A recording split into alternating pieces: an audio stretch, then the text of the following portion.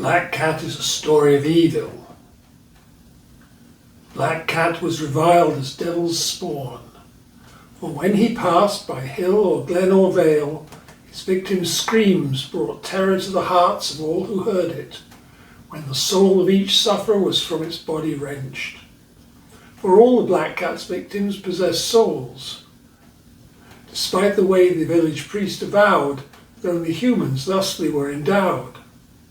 Sometimes the ones that suffered thus were game, a rabbit or a hare, or farmer's livestock, a youngling lamb or cock-a-doodle-doo. One time it was a ghost, as near as truthful, fattened up for coming Yuletide feast. For in those days the Yule log still held sway o'er Bethlehem manger story, though the priest insisted Christmas tide should be the season. The goose's soul was torn from feathered frame, its screeching squawks declaring to the scene that Yuletide fare this winter would be lean. Moreover, 'twas that inauspicious time, 2 days before the solstice, when the days continue therefore shortening. None can tell for certain brother's sun will not sustain his trajectory to ever shorter days, to utter cold and darkness to descend and never to return. Yet, full of hope, the villagers amassed and brought wood for the great bonfire that would announce return of brother sun, they hoped, but yet no torch had yet been brought, nor lit nor set in place, for augur that an evil chance might haste. Besides their fear of the Black Cat, the folk of village frighted just as much the priest, whose Latin imprecations none could ken. What form of spell were they, 'twas pondered? Was it evil or benign? No one could tell. His cassock, raven black, ill-omened too, seemed melded into darkness of the night. No wonder that it all mortals did affright. Some said, 'twas neither proved nor denied, that cat and priest might dual spectres be of one impious fiendish visitation. For could it be the screams that curdled blood from the Black Cat's accursed dinner guests might be the alter egos of the priest's betrayals from the pulpit of the damned, tormented as the fires of hell were they, thrown at the awful final judgment day? Or what the priests engaged behind rude screens, hocus pocus from the altar they pronounced? Who knew, except it was a feast of flesh and blood that they engaged in? Either way, the chance that priest was cat and cat was priest seemed firm, causing we peasants in agony to squirm. Black Cat was a panther, some averred, transported from exotic climes by fate, Africa or the Indies it was said.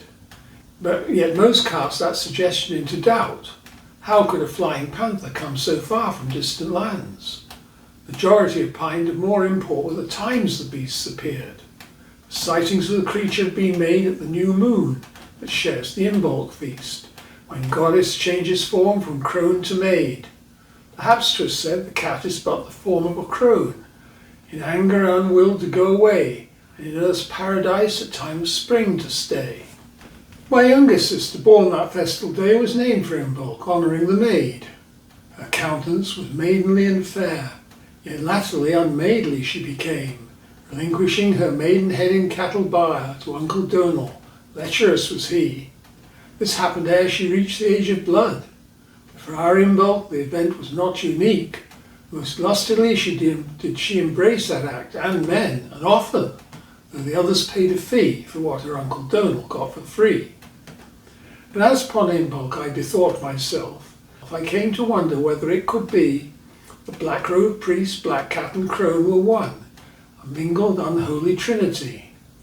And this e'en though the priest would press our ears at Imbolc tide, demanding from his pulpit we rename the festival's Candlemas, impugning crone as Jezebel the devil incarnate. No, he insisted on a different kind of myth, in which the holy parents of our Lord did at the time of turn of season take their child to temple, whereat old Simeon glanced at the boy declaring, "'Tis God's son." At this point I must detour in my tale, tell of happenstance of later years. At length the priest was palsied in his age, yet at the mass of candles he'd display a host of lighted candles round the church, which symbolised, he said, the light of Christ.